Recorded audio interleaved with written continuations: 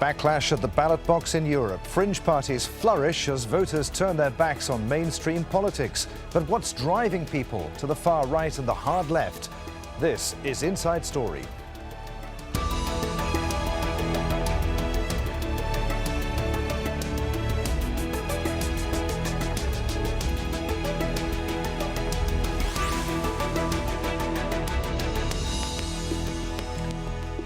Hello, welcome to the programme. In Doha, I'm Adrian Finnegan. Anti-Europe and anti-establishment protest parties have made significant gains in the European Parliament elections. What's being seen as a continent-wide backlash against mainstream parties and a general disillusionment. The far-right National Front was the outright winner in France.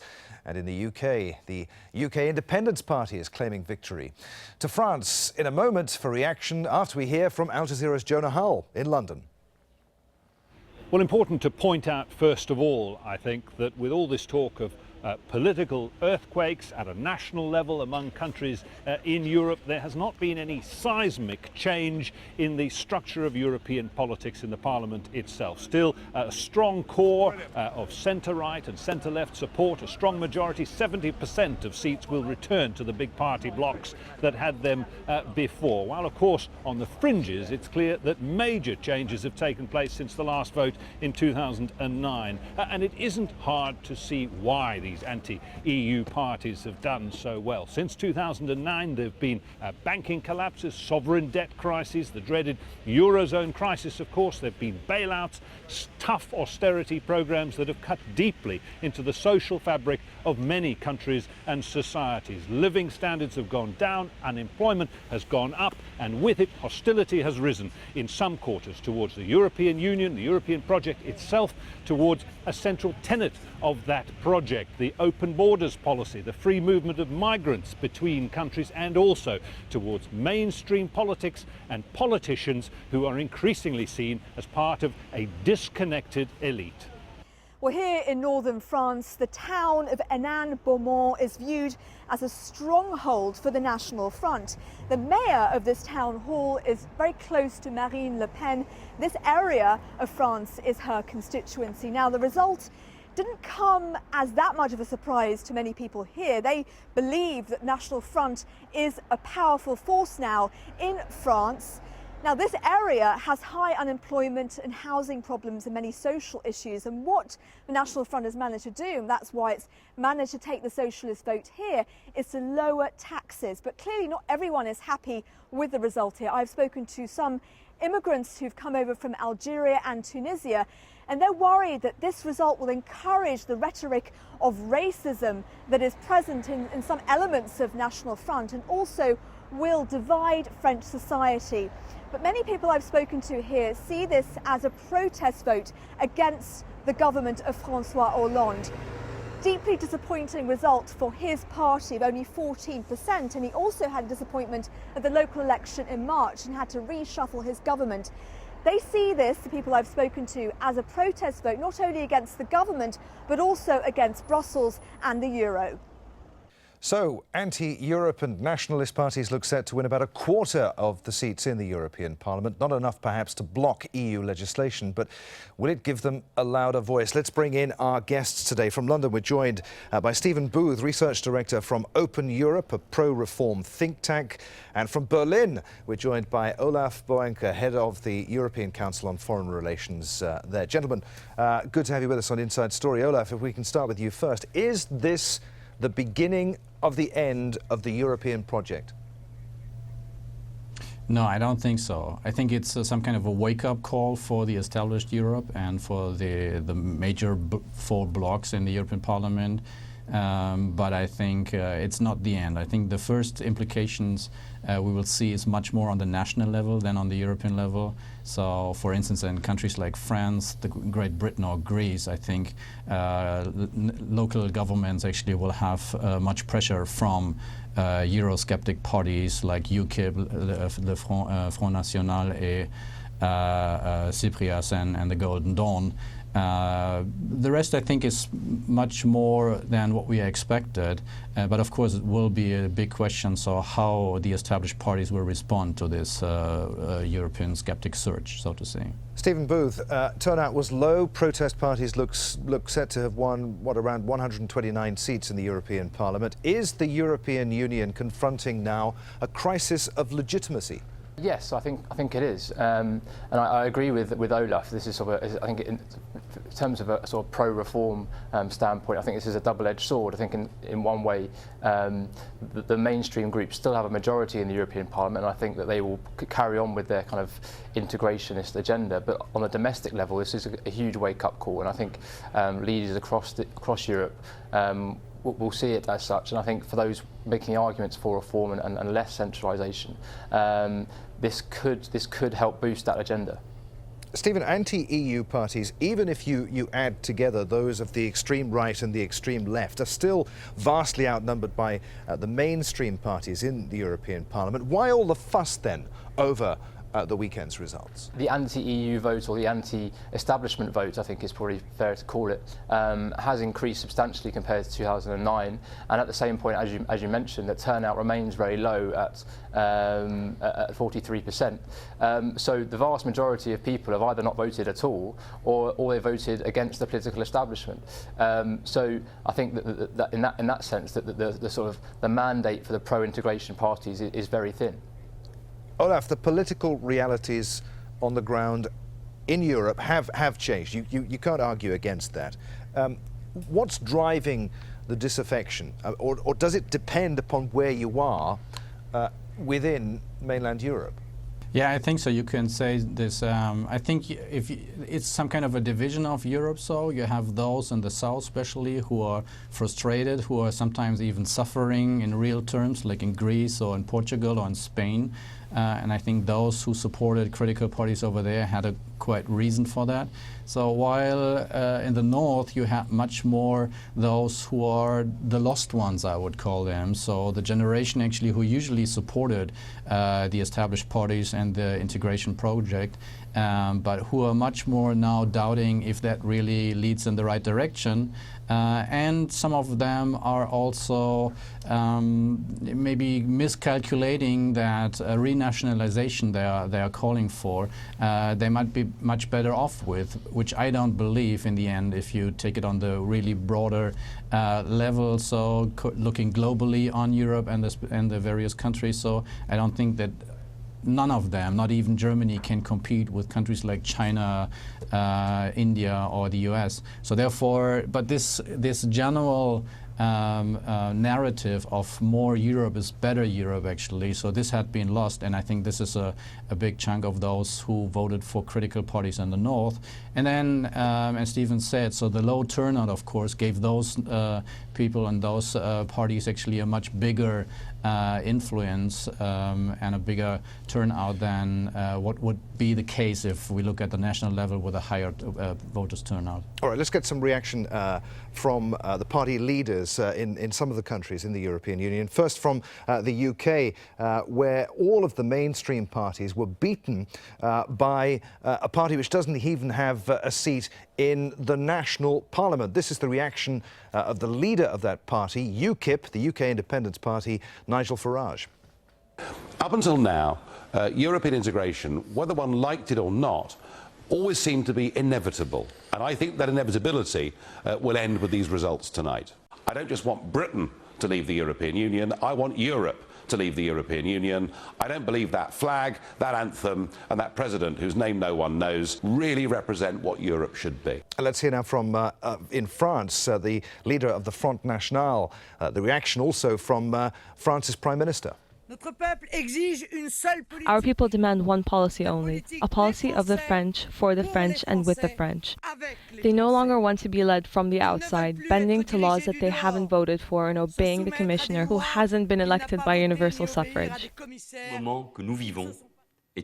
This moment we are living through is serious, very serious for France, for Europe. Tonight, by massive abstention, by penetration of the far right, which is clearly in the lead by the mediocre score of the party of the government and in particular of the majority of the left, you have expressed a deep skepticism. Olaf Bunker, what are we to make of the far-right Front National's victory in France? Is it, as the country's Prime Minister said, a grave moment for France and for Europe?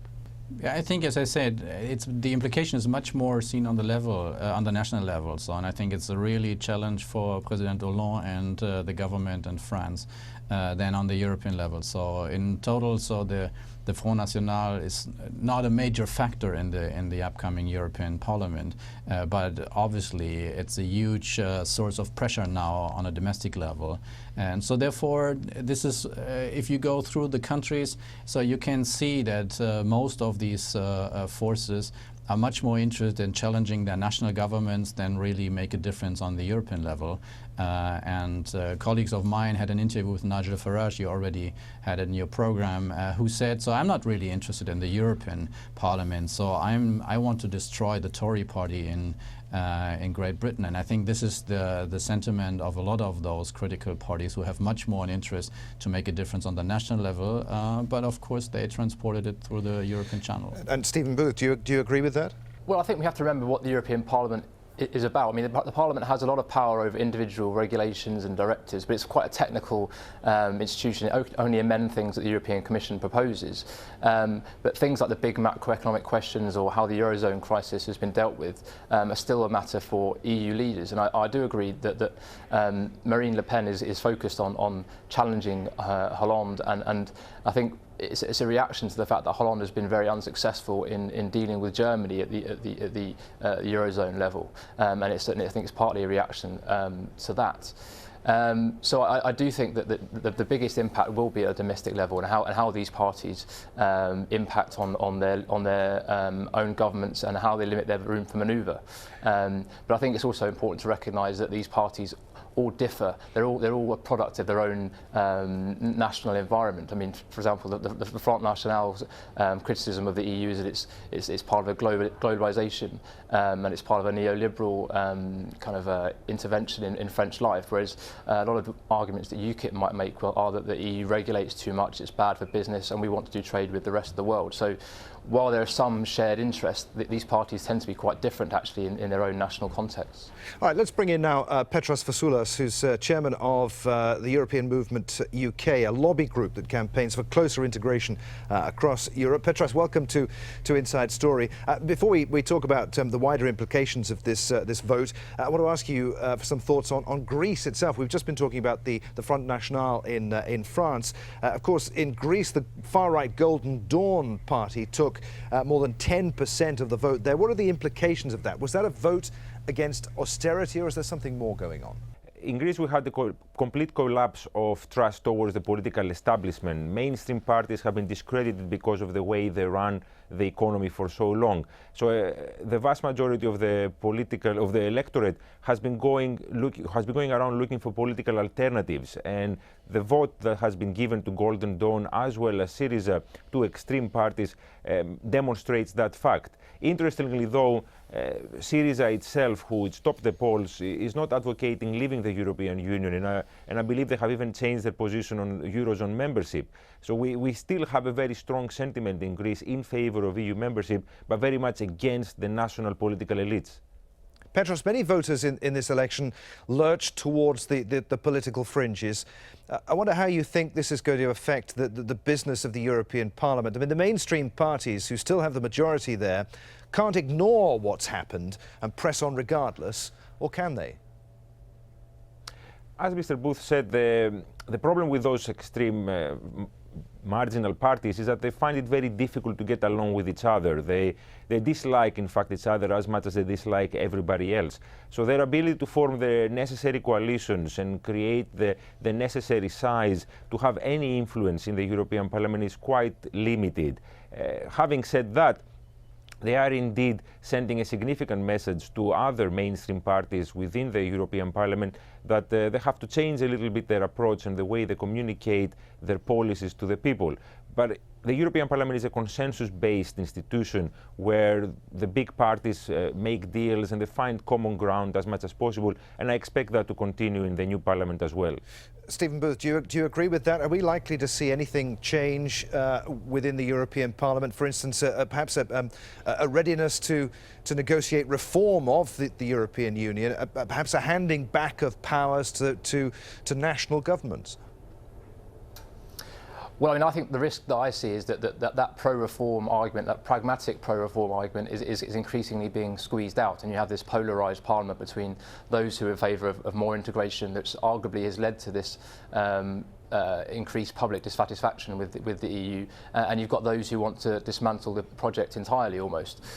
So I think that's a real risk. I do agree with Petros that the workings of the Parliament won't change so much. And I think there's a higher degree of unpredictability around some issues because of these new parties, but no one quite knows how the coalitions will work on certain issues because these parties are quite different and they're not a coherent bloc. But I do think that yes, I mean, it is a consensus-driven parliament. I mean, the centre-left group and the centre-right group vote together around 3/4 of the time, which ironically I think is actually one of the reasons why people are turned off by the European Parliament. They're not presented with a genuine political choice between the centre-left and centre-right because basically the main political groups are in favour of more Europe, and I think people are looking for an alternative to that. Olaf, will the European project change as a result of this weekend's election? Will it have any impact upon, for example, who is chosen to be the next president of the European Commission? Yeah, that's a very good question. So, and I hope, in contrast to what Petros and Stephen said, so that the established parties and their leaders will not do or try to do business as usual. So, because of course, given their majority, they can do. But I think that would be a perfect chance for the critical parties to jump on and to broaden their constituencies. And especially, as I said, so the lost ones who are already critical and lost the belief in the European project system as such would be fueled if none of the two candidates, for instance, would at least in the first round be nominated to build a coalition, because that will be business as usual by the European institutions as such, not just the Parliament, but first the European Council. They have their first say to nominate a candidate, and if they don't nominate Schulz or Juncker for this, I think that will be this would disappoint half of Europe, because this was the big story told why these elections matters, because we do it much more in a national way. So we have common candidates, we have European campaigns. And if none of this really has a value in the end and really matters, but the council is doing what they already did, just picking a candidate behind closed doors. So I think they will challenge by the European Parliament, and then we're stuck in a situation which might be really disappointing for everybody. So therefore, my hope is that the heads of states will be good advised to choose one of the two, and then to have a really serious process of negotiation, as transparent as possible, to really transport this European Union on the next level. So where you also can, even if we have a grand coalition and none of the two big major parties can build a coalition on their own, just with the Liberals and the Greens. So there has to be some kind of negotiations between the two. But so they should be encouraged to disagree also, and not to build just on consensus, to prove to people actually that this is a real parliament. All right, I know that Stephen will probably want to get in on this question, but Petros, the message from voters was loud and clear. What do the leaders of the UK, of France, of Denmark and Greece need to do now in the light of this election? Well, the last thing they need to do is pay homage to messaging coming from far-right parties.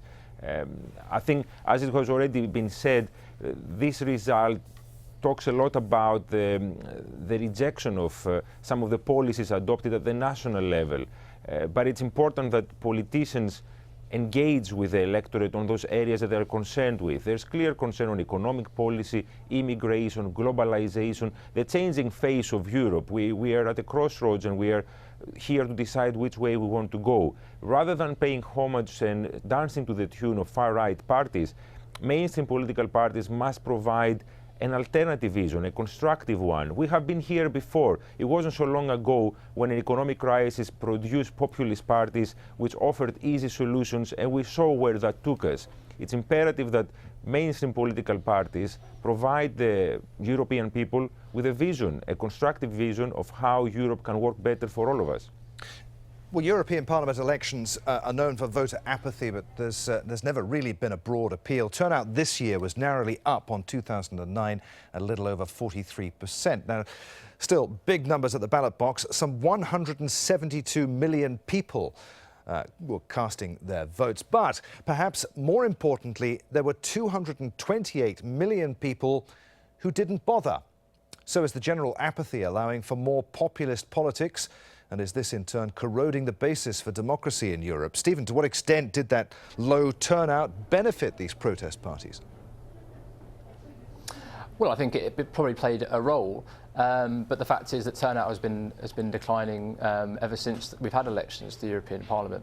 I do think that this rise in sort of the anti-EU and anti-establishment vote is about something deeper, and it's about I mean, it's about concern about national issues, but it's also a concern. It's a reaction against the political class that they feel are out of touch with their concerns, and the way that Europe has developed also plays a role in that. I mean, a lot of the powers that Europe now has, people didn't necessarily ask for. There were referendums on treaties that were ignored and so on. So we're in a situation now where Europe is accrued all this power. The Parliament is more powerful than it has ever been, and yet people don't want to go out and vote at all. And if they are voting, they're increasingly voting for these anti-EU parties. Olaf, as Stephen says there, the European Parliament is more powerful now than it's ever been, with the increasing influence of the European Parliament in people's daily lives and the impact of the financial crisis still being felt right across the EU. Why do you think turnout was so low, unchanged at 43%? Yeah, I think because some of the parties, of course, had been challenged already in their election campaigns with their skeptic parties, and there is a common behavior in most of the member states to blame Europe if something goes wrong and to praise themselves if they manage to do right. So therefore, I think this is an attitude which has to be changed, and at least in Germany, so there were this.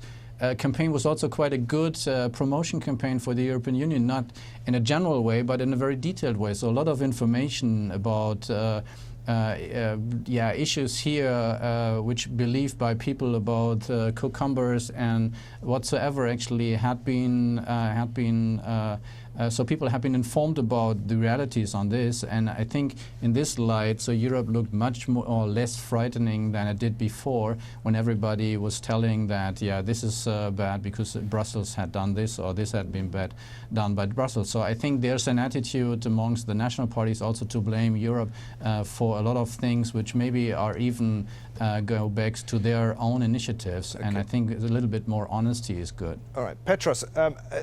Turnout, as Stephen was saying, has fallen in every consecutive election since 1979. To what extent is the European Parliament itself to blame for this low turnout, for not explaining to the electorate why it should vote, to explain what it does and why it's important for Europeans to have their say? Unfortunately, voter participation has been dropping across the board at national, local and European elections. It is a concerning trend for all European nations. The European Parliament has indeed a big role to play in explaining what it does. It's members of the European Parliament who have to go out there and engage with their constituents. But I think national parties have a big role to play too. They are the ones that have the everyday direct contact with their electorate, and it's not just the job of MEPs to engage and explain what the European Parliament does. I think MPs, as well as local councillors, prime ministers and ministers, must constantly explain what the European Union does in general and how the European Parliament contributes to that process. And for far too long, we haven't had that conversation. In the UK, the leader of the Labour Party in opposition right now, launched the European Parliament campaign of its party without mentioning the European Union once. So it's very hard to expect the people to know what the European Parliament is and what it does when its own political leaders don't engage with it on that level. Okay. Gentlemen, there I'm afraid we must end our discussion. Thank you very much indeed for joining us on today's Inside Story. Petros Fasoulas in London, Olaf Boenke in Berlin, and Stephen Booth also in London. And do please let us know your thoughts. You can join in this discussion online at facebook.com/AJ Inside Story, or you can tweet us using our Twitter handle at AJ Inside Story. In Doha, I'm Adrian Finnegan. Thanks for watching. I'll see you again. Bye for now.